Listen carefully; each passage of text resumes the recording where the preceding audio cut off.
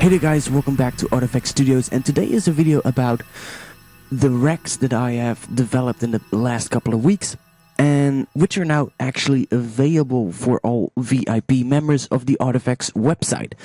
So today I want to show you the newest addition to this pack of racks, and if you haven't checked them out, then I'm gonna do a video on all of these racks in here, and I'm gonna show you how they work and what they do. But today I want to talk about the newest addition, and that is the Reverberator. Now the Reverberator is a rack I've developed for, well, really easy reverb effects. So let's throw on the Reverberator on our track, and what you get is you get multiple macro knobs. So why would you use this rack instead of a normal reverb? Well, the thing is that all these different macro knobs are connected to either one or multiple different parameters inside the actual reverb device. This rack uses the normal reverb that comes with Ableton Live, and it also uses the newest glue compressor, so you need Ableton Live 9 for this. What does this do? Well, obviously it's going to add reverb, but there's something really special about this particular device. Every time I add reverb, there's multiple ways how you can make your reverb as loud as you want. The first thing you could do is increase the dry wet on a reverb to get more of that reverb signal. But the downside of that is that you're also going to lose a lot of your dry signal.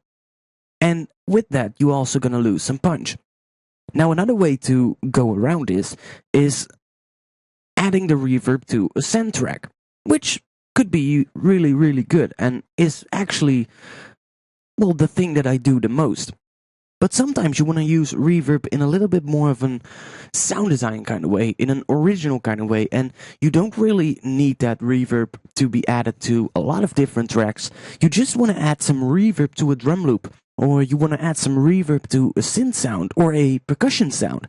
And for those kind of purposes, I really use this one. I think this particular rack works the best on drums, and I'll show you why. So our rack is now loaded, and I can actually start dialing in the effects. So as you can see, it comes with different macro knobs. Now the first one I want to talk about is the last one in the chain, which is called Compit. Now Compit is basically a compressor, but it is not going to add any compression. Instead, it will use the clipping function, the soft clipping function in the new glue compressor to get as much volume out of that particular loop as possible. So let's play this loop. You might recognize it. If I'm gonna add that compressor, that Compit, it's gonna make our loop sound much louder.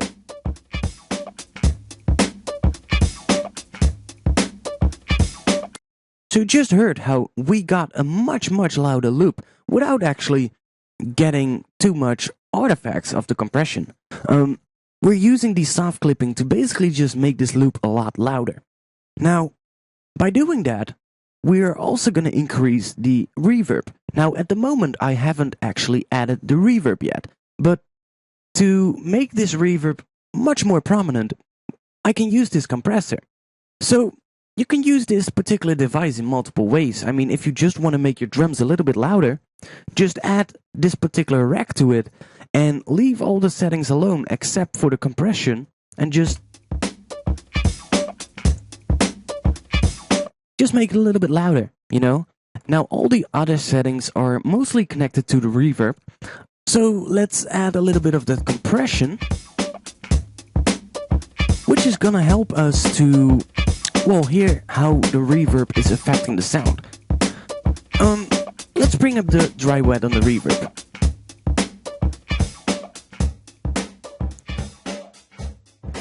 Okay, so we can hear this is a really short reverb. It's now 100% wet, so we don't get any of the dry signal anymore, but that way we can also hear how the reverb signal sounds. It's a really short reverb at the moment, so if I bring up the decay time, we get much more reverb. Now if I blend that dry signal back in again,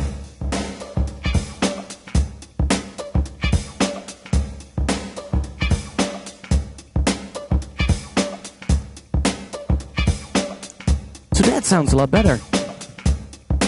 We actually went from this to this.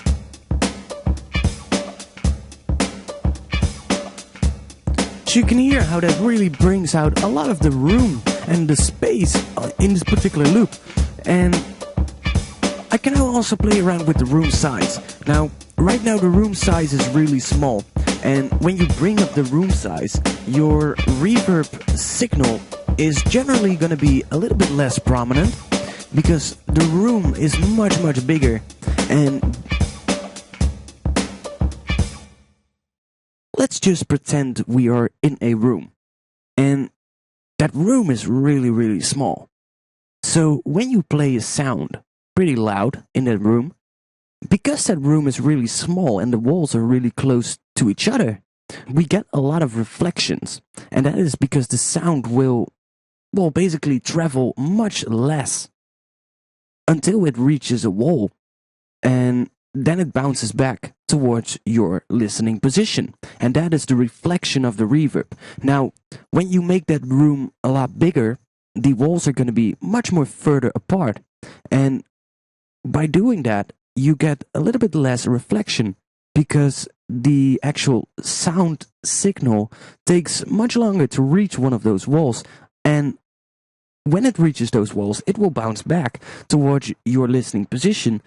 But because the distance is much bigger, you will get less reflections. So when I bring that room size up, we are going to get less reverb, but we can bring that back again with some other settings. And I'm going to show you. Let's play this again. Let's increase the room size and hear what happens. See how we lose some of that reverb. Now what we lost were actually the early reflections in our signal in the reverb, and we can bring it back with this knob that I have here, which is called More Verb. Now More Verb basically controls the diffusion and the reflection in the reverb, and when we add this we get a lot more reflections.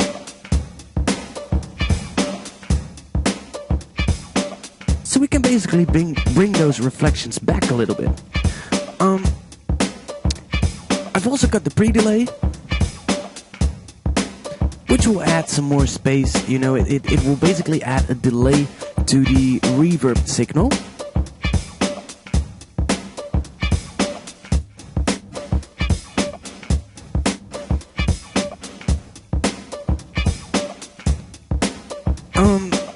Finally,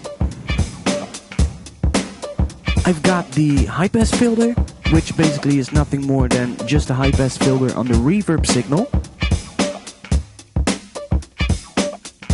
Really great for adding that white noise reverb kind of sound on a dubstep snare, for instance.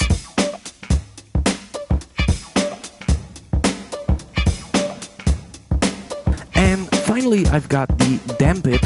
And damp it is basically, well, it works somewhat like a low-pass filter.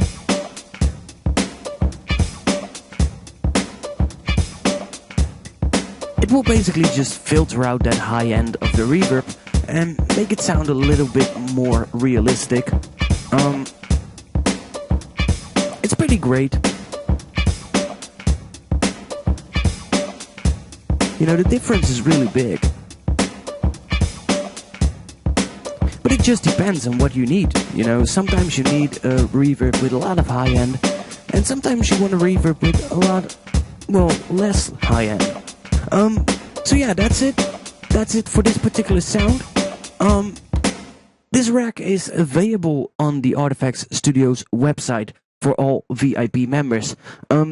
If you don't have a VIP membership yet, you can come to my website click this little annotation that appears in the screen right now, and it'll take you straight to the page where you can actually see the different kinds of memberships.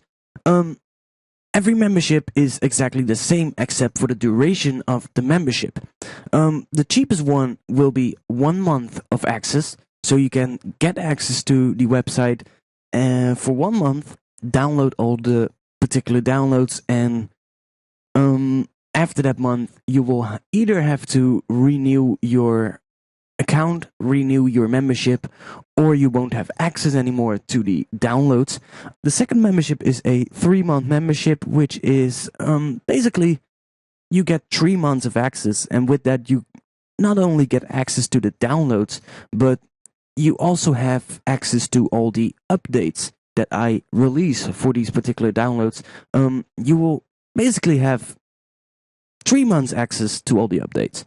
The last one is a 6-month membership, and obviously that one is the most expensive, but you also get the biggest discount. So you basically get 6 months of access to the Artifacts website, and during those 6 months you can download every preset, rec, sample pack, or whatever that I'm gonna place on the website.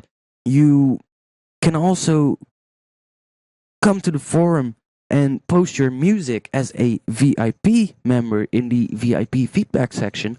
And there I basically give a lot more personal and a lot more detailed feedback on your music.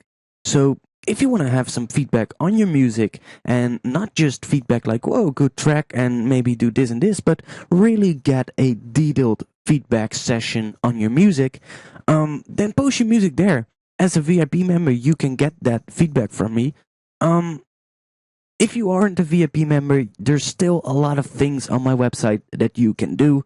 There is a lot of free tutorial videos, and there's a lot of stuff going on the forum. You can come to the forum, and as a free member, you can still post your music. And if I think that I can add something to a particular topic about your music where you ask for some feedback, I might even give you some small feedback.